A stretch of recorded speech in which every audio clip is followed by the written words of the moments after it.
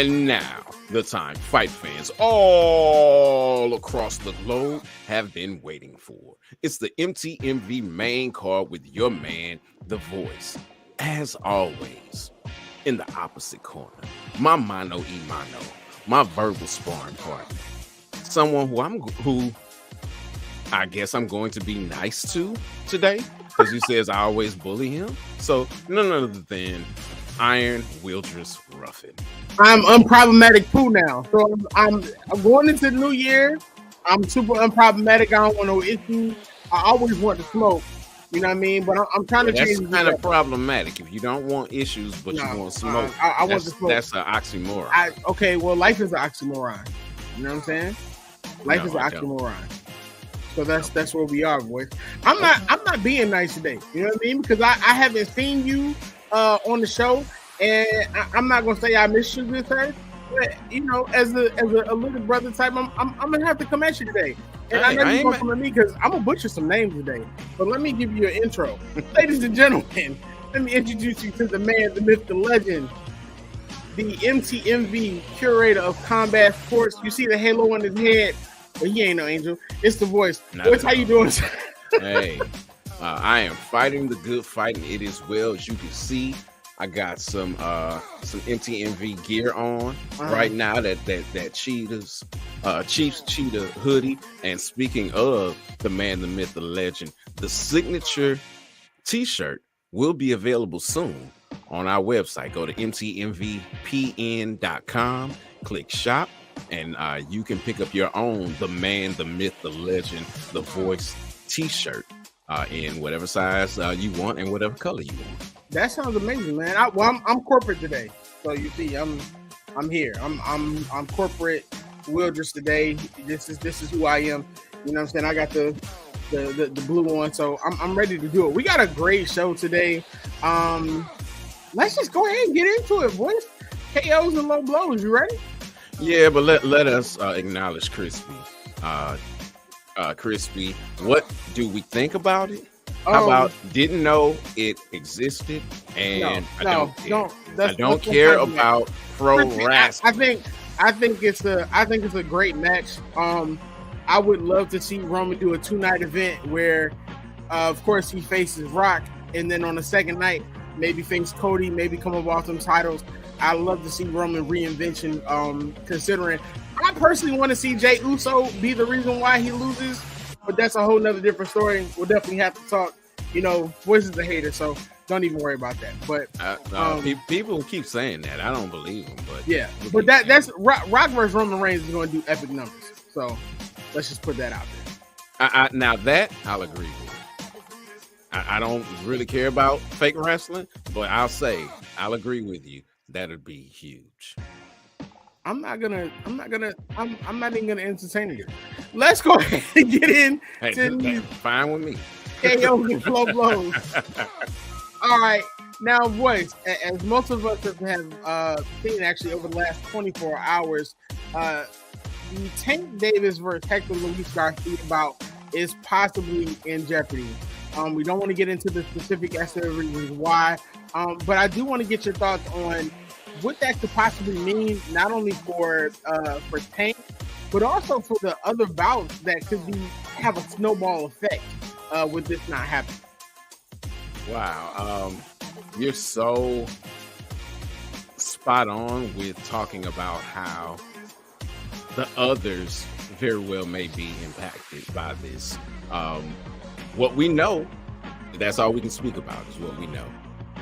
We know that he was arrested. We know that he was arrested for domestic violence. We know that he said very soon after gaining his freedom, after being bonded or bailed out, whichever one it was there, that he doesn't even really care about the fight anymore. Like he doesn't care about fighting, at least at this point. It's like, yeah, I can have it. So saying all those things, we know that mentally, if this does happen, it's highly probable he's not going to be in the right headspace. What we also do know is that this definitely will impact his training and his preparation, seeing as the fight is just next week. We also know that with pending legal action, they may say, you know what, until there's something clear on this, we're not going to touch it. So yeah, this has a huge impact on the world of boxing. This has a huge ripple effect as well. Something else that we know is that Tank said he wants to be his own man and step away from Mayweather Promotions. And he's already signed a contract to fight with Garcia. And that very well may not happen after all this. He had to get through this fight first. He's not in the proper headspace. And the fight does happen. And he loses. Then everything he's been planning for is gone.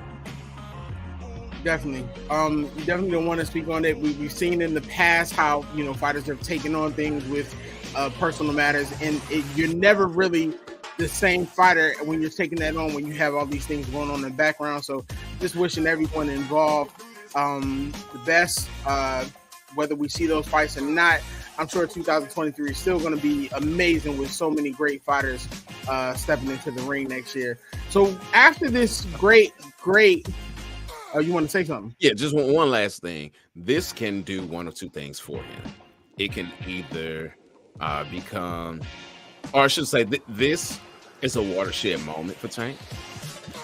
It will define him going forward, either positively or negatively. This is either going to be the straw that broke the camel's back, or I should say, this could be the straw that breaks the camel's back, or it could be what propels him into becoming the kind of household name that he wants to be. Definitely understand that. Very well put, Voyze. Well, we're going to go ahead and we're going to get you all to a great message from our sponsor, which Voyze actually has also a surprise for us when we come back. When we come back, we're going to get into a wonderful card. Stay tuned with us. Okay. Well, before we come back, though, I want to get a surprise. Okay. Just this week. You know what came in the mail? Bam! The Ozell Nightlife. Yes, sir. You see the patent leather. You see the beauty. You see it says that women have rights too. On the back.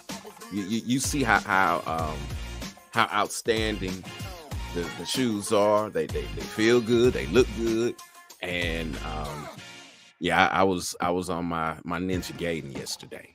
Had this on with a black shirt, some electric blue joggers, and my slew fitted black and blue. Oh my goodness, I was just glad I wasn't in any blood territory. But as y'all see, I got the red too. I got my red shoes on too, so I don't discriminate when it comes to those kind of things. Either way it goes, though, these jokers are. You want to stand out? Get you some Ozells. Yeah, that patent leather is crazy, and they got some beautiful colorways on the website. So definitely make sure you check out the website. It's an amazing brand. The owner does some amazing work, and I actually got some good intel that there's a great interview with him coming up soon that I can't give too much information on. So we're going to take a quick break, give you a message from our sponsor, and we'll be back. MTMB. It's not just about the love of the game. It's about dedication and commitment through the process and the patience to endure. There's joy in reaching your goals and peace in knowing you've done all you're supposed to do. Ozell brand. It's not just a brand, it's a lifestyle. Awesome brand. And shout out to the voiceover master, Will Smith. I mean, you're the man, the myth, the legend, the voice, but Will Smith goes crazy on the voiceovers. Voice. You know how I feel about this, right? I know. All right. Now, Will, salute to you. I love you. I understand this is your project. This is your baby. But you know, you could break a brother off a little something. I mean, let me get in and shower the masses with the gift that God has given me. I mean, both of y'all are dope, but you know, Will does an incredible job on that. Yes, he does. Yes, he does. It's like Magic Johnson and Larry Bird. So we'll say that. You guys are the Magic Johnson and Larry Bird of voices. There you go. That good? I don't know. It's not. I'd rather be MJ Kobe, and down. You want too much as the year ends, boys, and I can't give it to you. No, look, I just want somewhere else to wear my Ozels to, boy, because I was killing them yesterday. It was if you heard about the bodies that dropped in St. Louis, this is the reason why. Because of your Ozels? Oh yeah. I mean, listen, I'm gonna say this: if Ozels can make the voice look cool, listen, that sells itself. You know what I mean? It's actually the opposite way. But we're not going to slander the greatness of Ozell. No, I'm not slandering it. I just make what's already beautiful that much more beautiful. You know, pre-show you said you were going to be different today, and you just seem to be very you're just out there. You're taking it all today. Well, I said that I was going to be quote unquote nice. So I've not said anything really that you could consider bullying, but I didn't say that I wasn't going to be myself. You know, God made me beautiful. He allows me to exude this level of confidence, also with humility. So I'm going to do that. You know what? For the people, I'm going to move on. Now we have an amazing card to get to today. And I actually want Voice to actually introduce this because in many ways, Voice, would you consider this to be almost kind of like a super card? Yeah, it definitely is a super card for a number of different reasons. First and foremost, it's a super card because you have two major organizations facing off against each other. This is something that you haven't seen before. We've seen this on the regional scene back when RF. Now, it wasn't even RFA. What was it? Yeah, it was.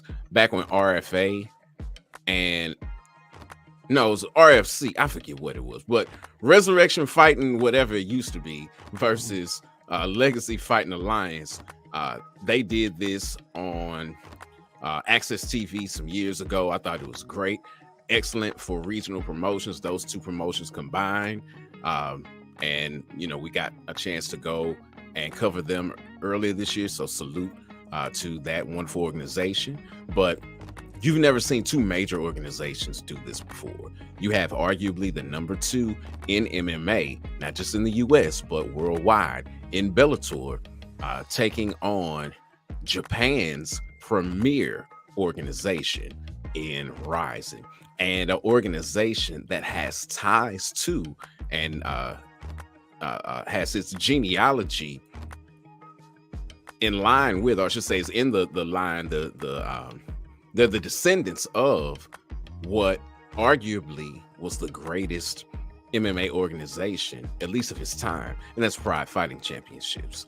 In the history of Pride, or I should say, as a salute to Pride, which has been doing New Year's Eve shows forever, Rizin has continued on with that legacy, and now, for 2 decades, on New Year's Eve, you expect to see fights going on in Japan, and this card is just absolutely bananas. It's a blockbuster because, again, you've got 2 major organizations giving their best fighters to fight each other. It reminds me of the days of ancient war, where you would send forth your champion, which is what happened with David and Goliath.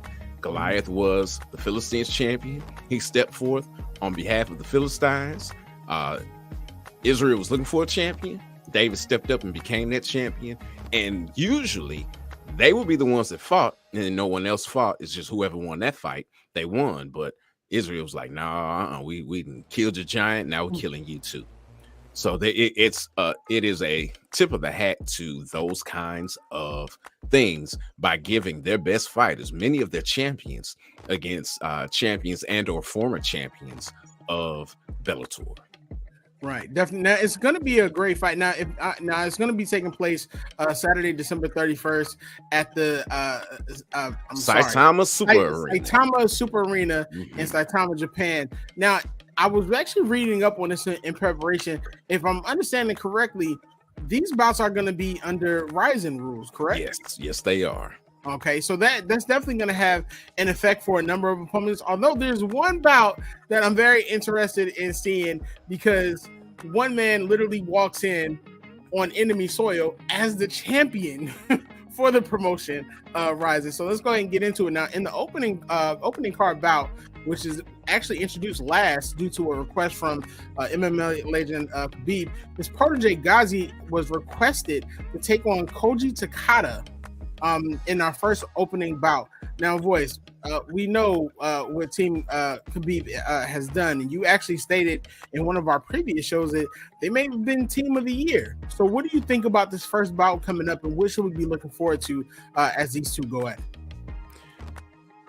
This is really a showcase fight because it is showcasing two fighters who are not known by many. And actually, this card specifically is somewhat of a showcase for Rizin to the U.S. audience, because most people are not familiar with it. Rizin has never ever had a card outside of Japan, let alone the eastern part of the world, Asia, I should say.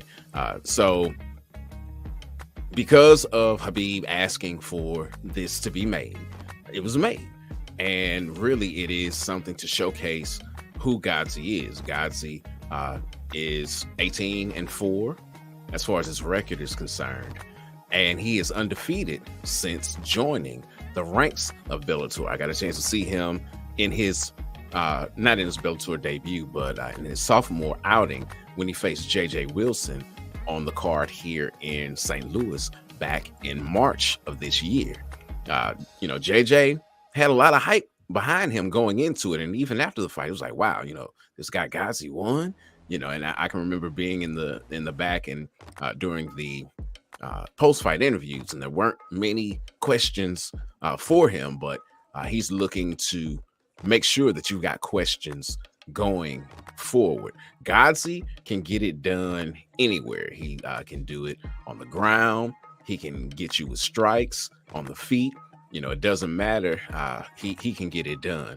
Where Takada, on the other hand, though his record is a little bit better as far as win-loss percentage is concerned, he's been on a bit of a losing streak as of late. He lost 2 out of his last 3. So of those 3 losses, 2 of them have been over his past 5 fights. One to Spike Carlisle, who is a Bellator lightweight, guy who AJ McKee bested in his maiden voyage into lightweight, and then also losing to another Rizin fighter last year. So he's kind of up and down. He definitely, I spoke of having confidence. He exudes confidence, not just confidence, but swag too. I mean, he's got it. He's got the it factor. Does he have enough to take on the Russian fighter who will be doing his best to slap those Dagestani handcuffs on him and just pummel him? That's the question that has to be answered. Yeah, just to give you great perspective, Ghazi is actually 18-4-2. He's ranked 81st, the 81st lightweight in MMA, and Koji is ranked 142. He has a 15-3 record currently. But it's going to be a tremendous fight, especially considering the fact that from my research is that everyone that I've watched videos on have said that this could be like a show stealer. Mm-hmm. So it'll definitely be great to see, especially having Khabib in this corner, which is, that's always box office anyway. So that's definitely going to be great to see. Now, we actually have another one coming up that many actually consider to be the show stealer, including one of the gentlemen in the bout. Now, every bout has a chance to be amazing, this weekend. But if you ask Juan Archuleta, his bout with Soul True Kim will be the show stealer. Juan stated, Soul True Kim right now is a game opponent. We're about to put on a show. These were direct quotes. I believe our fight is going to be the show. The well-roundedness of us both. We're both good on our feet. We're both great at wrestling, and we're both good at jiu-jitsu. It's going to be very similar to Barzola, and the fans loved it. The fans were oohing and eyeing the whole time in Long Beach because it was a great martial arts fight, and I'm looking to put on a show and get the KO and earn the win. Hey, Kim, meanwhile, stated the same thing. He's excited for the opportunity and believes that a win can actually put him in place for a future title shot. Kim said, I also want to put on an entertaining show and get the win, but I'm looking to earn bigger opportunities. So, boys, two great individuals. They're both, hyping each other up for this bout. Both seem to be looking to use this as a platform to greater things. Who do you feel as though needs this win more? And which one are you looking forward to in this bout? As far as who needs the win more, I don't know that either really needs it more. Just looking at records and recent history, you would say Archuleta. But Archuleta he's really kind of solidified his place within Bellator. He is a high-level fighter, former champion, someone who can headline and or add value to your card by inserting him on there. But as far as anything else, I mean, he's done at least at bantamweight. If he goes back up to featherweight, that's a different story. But at bantamweight, he's kind of there. He lost to the champion, or I should say, he was champion. And got that championship by defeating Patchy Mix, which is big.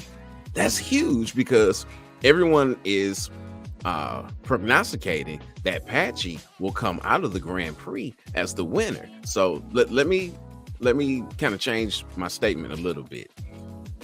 It is a must win for Archuleta, because if he wins, and if what they believe to happen, being Patchy wins, and they're able to meet up down the road, that's like his only shot at gold again in Bellator, outside of going up to 145, which he dropped down to 135 because he couldn't hang at 145.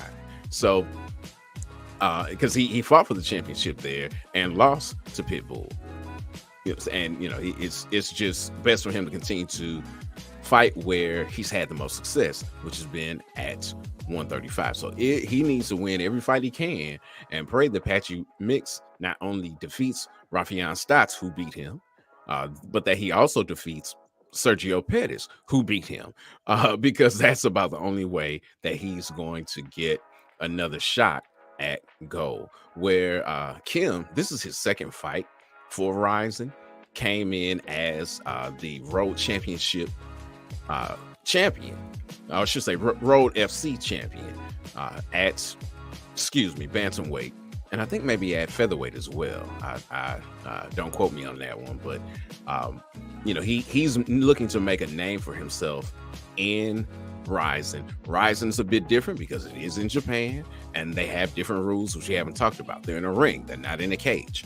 They allow kicks and knees to grounded opponents, where you don't have that in the unified rules. So it's going to be very different for those who are entering into this. And it's on New Year's Eve, which has been the day. I mean, Scott Coker said it himself. It's like, where else can you go on New Year's Eve and get 30,000 people watching fights? Nowhere but Japan. So you're going to have this different environment, this different atmosphere for the Bellator fighters. Rizin, they're used to it, and many of them already fought on New Year's Eve before. But for Kim, he needs to really make a name for himself, and being chosen for this and winning would definitely do that. Definitely. Now, I know you say the Juan Archuleta. Now, Archuleta, since his loss to Patricio at Bellator 228, is actually 3-2. All of his wins have actually come by decision. So it's definitely going to be exciting. I mean, they've both spoken very highly about what they both can do. So it'll be interesting to see if this really ends up being the show stealer. Definitely. All right. Now, moving on. In a strange turn of events, the Rizin bantamweight champion Kyoji comes into this bout literally as the enemy. Now, with the event being, with the event literally, who's that? That you? That's not me. Okay, I don't know what that is. In the that's somebody trying to get in on this Bellator Rizin action. Now he'll be facing Hiromasa in a 3-round flyweight showcase. Now, a fighter who he's actually already defeated twice, with the last actually being a unanimous decision in 2018. Now, the one thing that you have to remember, however, is that Koji is actually coming into this match having lost 3 of his last 5 bouts and has not had back-to-back victories in 2019. Boys, what are your thoughts with Koji literally coming into this with Bellator, but as a Rizin champion? And what are we looking forward to this match? Yeah, it's interesting. In the press conference, someone brought this up to Nobuyuki Sakikibara and was like, how does it feel having Kyoji come in and fight? You have your own fighter, a Japanese fighter, someone who has been a champion for you. I don't know that he's still champion, but he has held belts for Rizin before, coming in as a Bellator fighter. And he likened it to some of the great baseball players that have left the Japanese Baseball League and gone on to play for the MLB. Shohei Ohtani is one that comes to my mind. I may be mispronouncing his name, so if I am, please forgive me. I don't really keep up with baseball like that. But, he was like, when we see them go off and do great things, it gives us pride. Likewise, when Kyoji went to Bellator and became the champion there, it also gave us great pride. So we're okay with him coming back. And we're okay with him in this trilogy match with Hiromasa, because Hiromasa is definitely motivated going into this fight. He said that a lot has changed since those other fights, and Horiguchi has as well. One of the things that has changed for him, not only is it his fighting style, but it is his life as a whole. He's married now. He just had a child like in November, and having children changes fighters because now they have much more to fight for. And Horiguchi, like I said, he knows that he's a different fighter. He's a different man than before, but he wants things done in a way that's going to benefit him, and he's got that. This fight is at flyweight, which is where he feels he's the best. He even mentioned that he would like to see Bellator start a flyweight division. Issue with that is there's not many flyweights out there professionally. I mean, I think the UFC may have a total of 15, so it's like everybody in flyweight division is ranked. So seeing that happen is definitely a goal and an aspiration, but having that happen in Bellator is not very probable. What he's hoping to be probable is that he wins, because he's stacking the deck that way for himself, fighting, because the other fights were at bantamweight, so he's fighting them at flyweight, at the weight class that he wants to fight at and where he feels the best and the strongest. The last time, you said he hasn't had a win streak in a while. Well, the last time he had a win, it was in the Rizin ring. So he's looking to repeat and win again, but he knows that this is a dangerous fight. This is like what could be considered a trap game in football or in basketball. And the reason it's a trap is because he's seen what happened to his teammate, Kayla Harrison, who fought Larissa Pacheco for a third time, beat her soundly both times, and then lost. So he knows that that this could be a trap, and he's taking it with all of the sincerity and putting forth the proper efforts to make sure that it goes right. He also has some new things. He's got a house now in Florida. He had been living in the dorms there at ATT forever, so he's got a little more on the line as well. But is it enough to get him over the hump? I would say we'll find out when the pin drops, the cage door locks, but none of those things are happening because they're in the ring. But so we'll see what happens when they go between the ropes and square off in the squared circle. Yeah, I think that's going to be an interesting bout, only because, like you said, coming in, if you're coming into a bout and you beat someone twice, but you have a 3-bout losing streak technically, and then the person that you're fighting, I think he was on a Hiromasu was on a 5-bout win streak before his last bout against Social Kim, which he actually also lost by decision. So like you said, it could be a trap. We'll definitely see how that plays out. This is going to be another amazing fight on that. Now, it's also good to remember that the first time they fought was in 2013. So it's 2013, 2018, and now 2022. So will that be any different? We'll definitely get a chance to see. Now, in I feel like this is one of your favorite, if not your favorite, fighters. I think you just love his name. When most would be actually frustrated with being a champion and coming into a bout as an underdog against Patricio Pitbull, this is actually going to be kind of different. As Kleber Koki Earps, I'm sorry if I butchers this man's name, he comes into this bout as the underdog, but he's also the rising featherweight champion. So he not only expected it, but he's actually embracing it with confidence. One of the things he recently said was, "I've always admired Patricio as one of the most complete fighters in MMA. A few hours after I captured the Rising Belt, I got the invitation, and I knew it would be a huge challenge after everything I've been through." He stated that Pitbull is smaller than him, but he has a good sense of distance. But the big thing that Kleber is looking forward to is the fact that Patricio is going to be fighting under Rising Ring and Rising rules. So he understands that for him, he has a major advantage in that sense. So I want to get your thoughts on this. What do you think about Kleber's thoughts on this, and how much of an advantage is that really for rising fighters coming into this against the Bellator fighters? Oh, this is huge. The fact that not only is it in a ring, so when it comes to angles and things, it's totally different. You got a 4-sided ring, and the way that you move and maneuver and try to exercise your ring generalship is a lot different. The rule set is also a lot different. Things that you just instinctually would do, you have to kind of think about now. If I get them down, now I'll say this, especially from a grappling standpoint, takedowns seem to be a lot easier in the ring than they do in the cage because of the way that the ropes give, and you don't really have anywhere to go. You're on the ropes, and you're trying to get out of there, but somebody's grabbing you. So all of that has a major impact on how the fight can turn out. As far as him being the bigger guy, he's right. He's got 4 inches on Pitbull.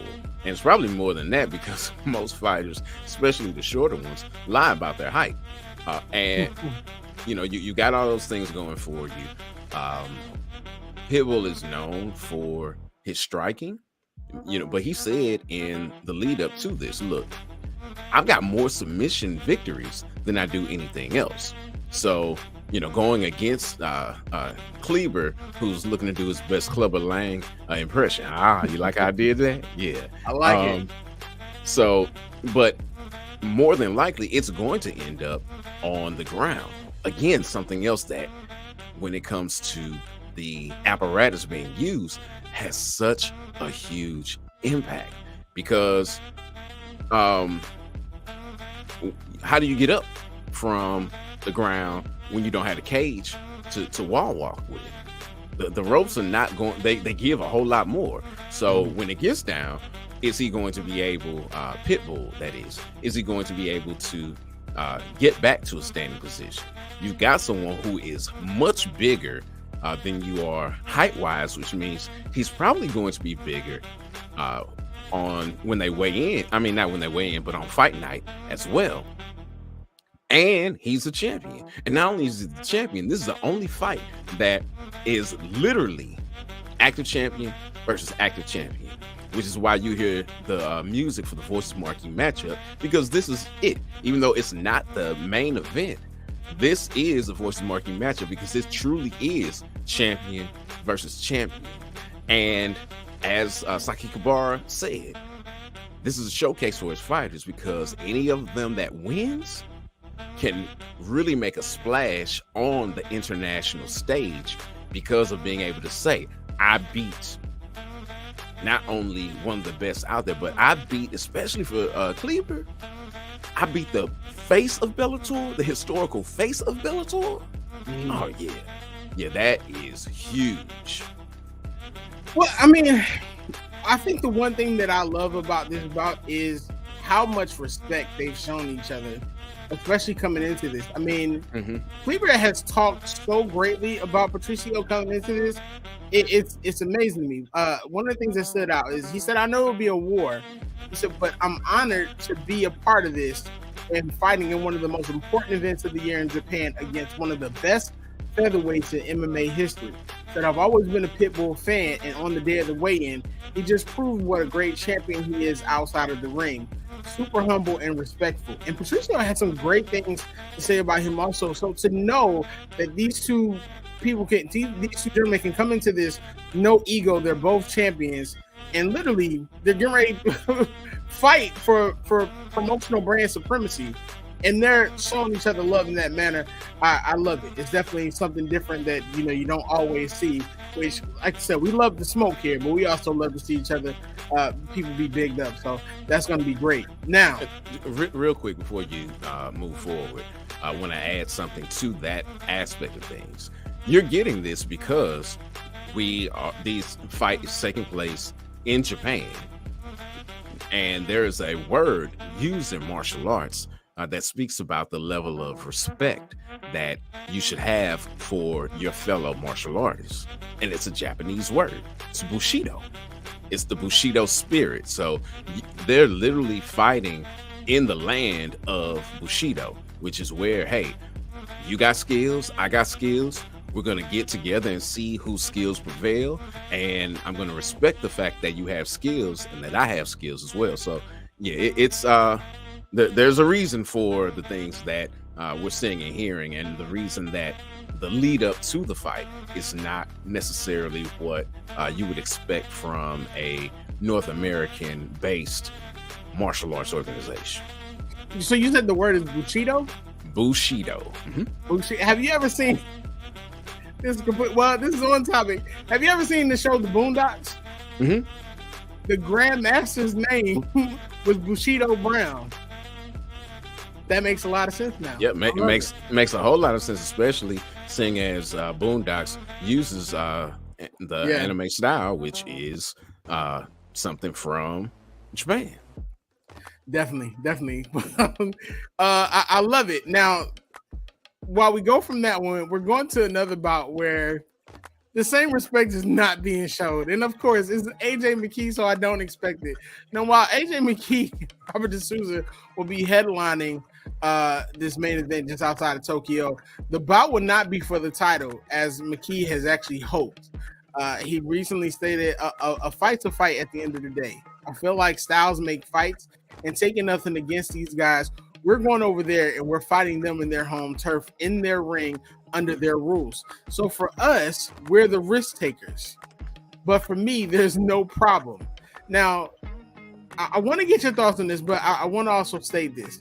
Now, while McKee is literally coming in with a 19-1 record, he's coming in for bragging rights in the bout. D'Souza has not only done his homework, but he, on the other hand, speaks highly of McKee. He said, I became very familiar with AJ after I started watching more Bellator fights. He has incredible skills. I think that's very cool. His father raised him to be an MMA fighter. My father raised me in jiu-jitsu, and I think it's going to be great. McKee, on the other hand, stated, hey, Robert D'Souza hasn't fought anybody in my style, And I'm hopefully looking to go in with the KO and get bragging rights for us. Now, I understand with AJ McKee, because while this is going on, he's also been going back and forth with Patricio.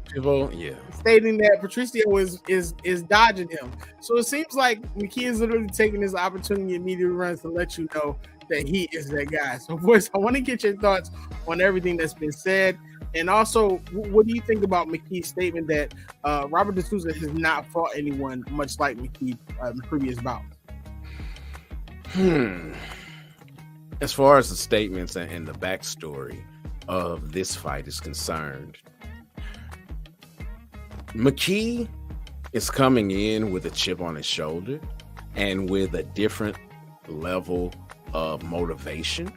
This is not just to put on for Bellator, but this is to put on for the McKee name. As I stated, Rizin has hosted, Pride has hosted fights on New Year's Eve for decades now.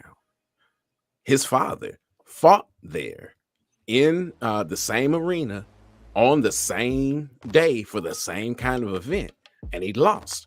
And he said, I want to avenge my father's loss in Saitama Super Arena in Japan. I'm driven to do that.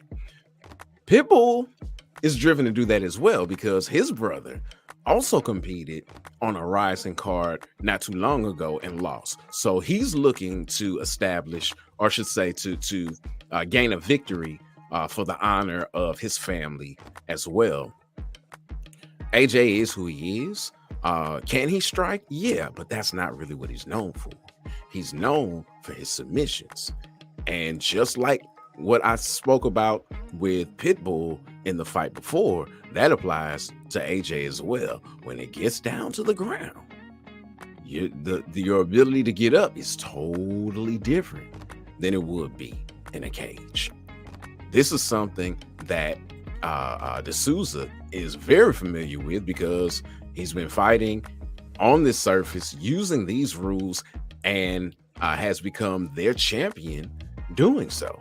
Now, McKee's talking about, hey, yeah, I want the championship, but come on. You're getting ready to enter the lightweight tournament in, or I should say, the lightweight Grand Prix in Bellator. You can't hold up the Rizin belt while you fight for a year or more in some other Grand Prix. That's not fair. This is something that Scott Coker spoke to when I was in a press conference with him, and I got to ask him about this, because there really weren't any belts on the line. I was wondering, hey, is there going to be like some kind of World Cup or something? Because it's got a World Cup kind of feeling. It's something that even Saki Kabara said, this is the World Cup of MMA.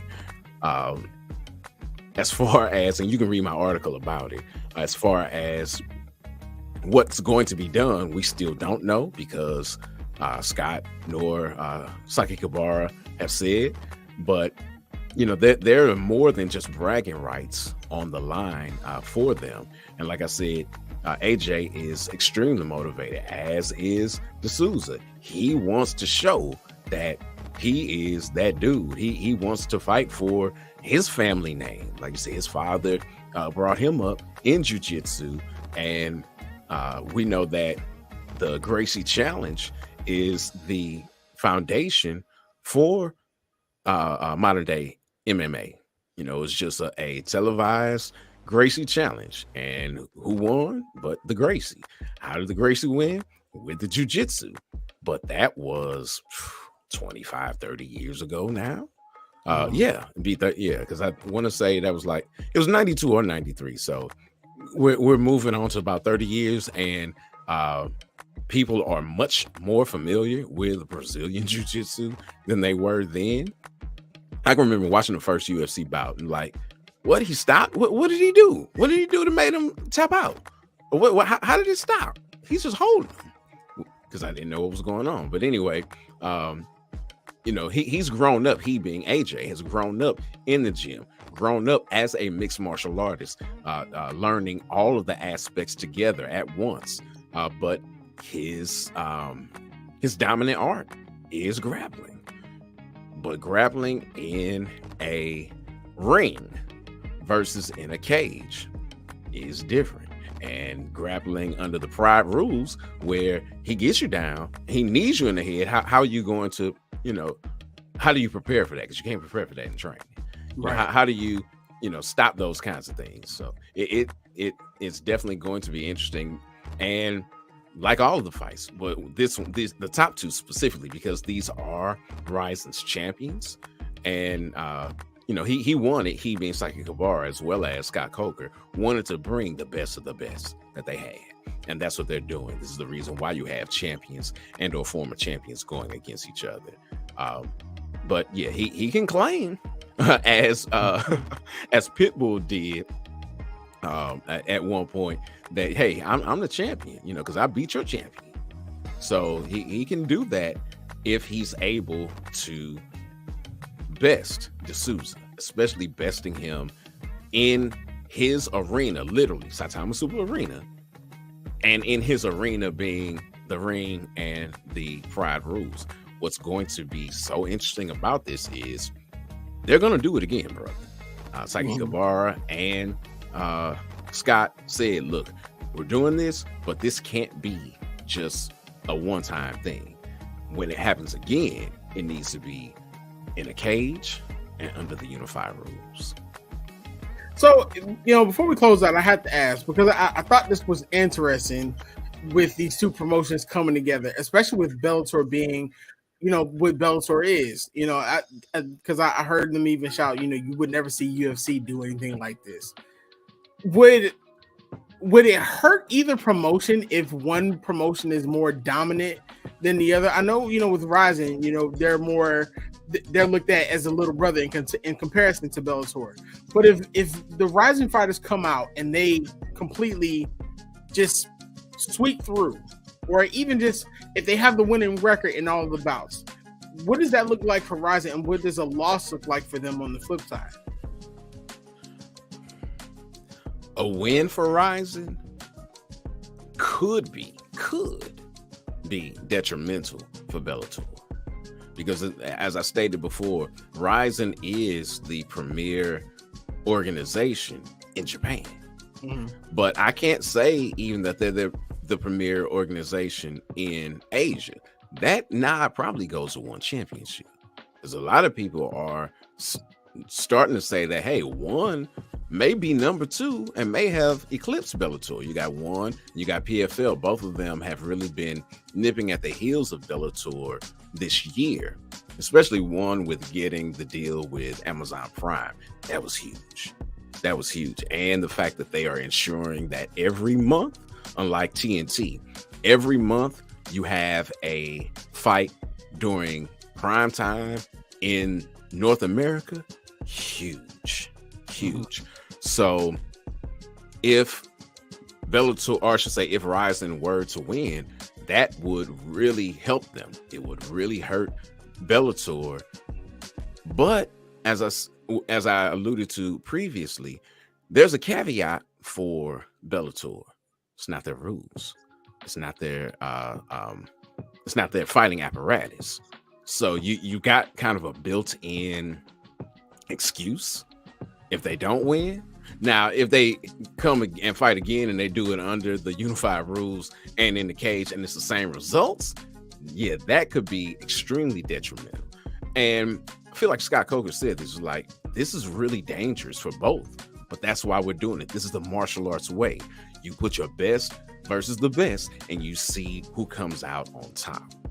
For Rizin, a loss would be very embarrassing for them to lose or to get swept, because both of them are saying it's going to be 5-0, 5-0. For them to get swept, because again, it's in their apparatus, it's under their rules, and it's in their home base, being Saitama Super Arena. And not just that, on the day that's biggest for martial arts in Japan. That would be so very embarrassing. But is it something that they could rebound from a bit easier? I think so. Awesome. Great perspective, Voice. This has been another amazing show. It's going to be a great card. Make sure that you tune in on December 31st. And also make sure that you're following on Twitter. The Voice always gives great perspective as the bouts are going on. He always provides great banter. Also, you definitely don't want to miss that. So you can definitely follow The Voice at The Voice. You can definitely follow me at Mr. Teddy Farrow. As we close out, this is our final show of the year. I want to say thank you. March of 2022, shout out to Rick. Rick was like, listen, you're always coming on, you're always talking to us. Why don't you come be a part of the network? 2022, I said I would start saying yes to things even when I was uncomfortable. The Voice hit me up one day and said, hey, listen, why don't you come on and help me do the main event? And I was like, Voice, I don't know nothing about combat sports outside of boxing, and I don't know much about that. And it's been a wonderful experience. It's been growing pains because I'm still learning, and I'm so appreciative to have The Voice literally walk me through, ridicule me, and then big me up after the show, which I will say that he does a lot, even when I'm hard on myself.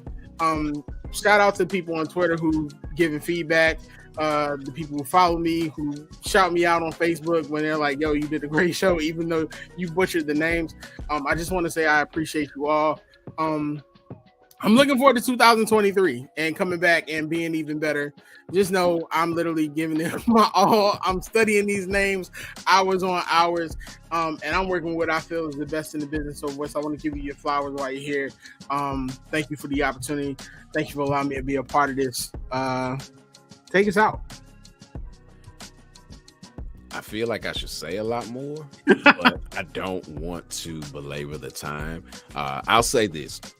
2022 has been a phenomenal year for MTMV Sports as a whole, and for the main card. We've gotten access that we've never had before, and we've been able to really help shape MMA. You know, fights and things were made because of statements that are not that they were made because of it, but we put out there certain things that then turned around and happened. It's been a wonderful year. I'm looking forward to seeing even more things for both MTMV as well as the main card. And until next time, everyone, as is our custom, fight the good fight.